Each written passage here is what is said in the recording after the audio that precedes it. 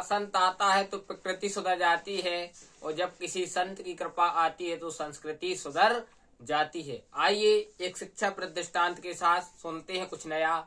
एक बार एक साधु, एक संत भिक्षा मांगने के लिए निकले और भिक्षा मांगने नगर की ओर गए तो एक महिला बाहर से निकली। भिक्षा मांग रहे थे कि माँ मुझे भिक्षा दो, कुछ दान दो, मांग रहे थे। तो एक माँ बाहर से निकली, उसने कुछ भिक्षा दी और भिक्षा देकर उसने निवेदन किया हाथ जोड़कर, हे साधु महाराज, हे संत भगवान, मुझे कोई ऐसा उपदेश दीजिए जिससे मेरा जीवन व्यवस्थित ढंग से चले और मैं सदैव सुखी रहूं, मेरे घर में कलह ना हो, लड़ाई ना हो, मेरा जीवन प्रेम पूर्वक बीते।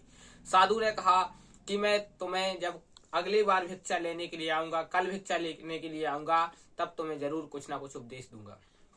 इतना कहकर साधु चले गए और साधु अपने आश्रम पर एक दिन रुकने के बाद दूसरे दिन आए, कमंडल लेकर आए। और कमंडल लेकर आए तो उन्होंने कहा कि माँ मुझे भिक्षा दो।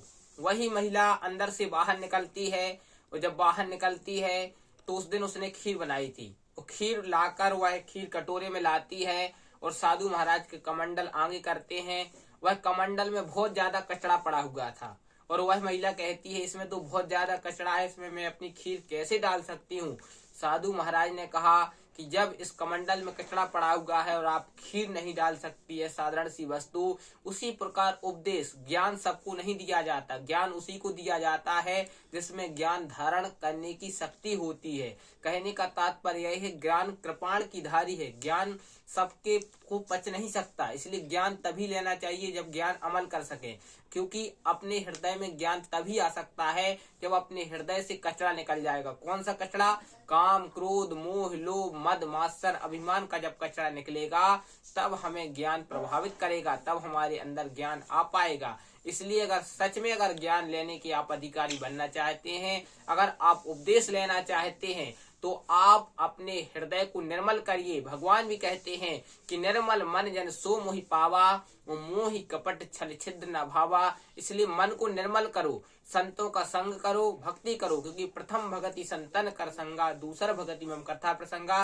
पहले संत का संग करो, क्योंकि संग ना करो राजा का, क्या पता कब हथकड़ी डलवा दे। संग करो संतों का, क्या पता कब हरि से मिला दे। जब बसंत आता है तो संस्कृति सुधर जाती है, जब संत की कृपा आती है तो संस्कृति सुधर जाती है। इसलिए संत की शरण में जरूर रहें। बड़े भाग्य जब जानिए, मिलवे आवे संत, तो संतन को मिलवो करे सब दुखन को अंत।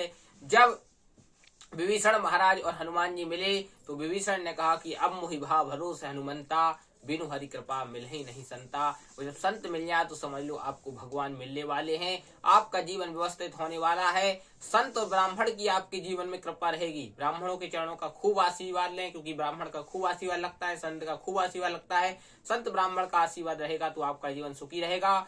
इसी शुभकामनाओं के साथ मैं गोकर्ण परम पूज्य महाराज आपसे विदा लेता हूँ। सप्ताह में 7 बार है, 8वां बार है आपका परिवार, 8वां बार आपका ठीक रहेगा तो 7वां बार आपके सुखद रहेंगे। जिसने कहा कल समय गया टल, जिसने कहा परसों बीत गए वर्षों, जिसने कहा आज उसने किया राज।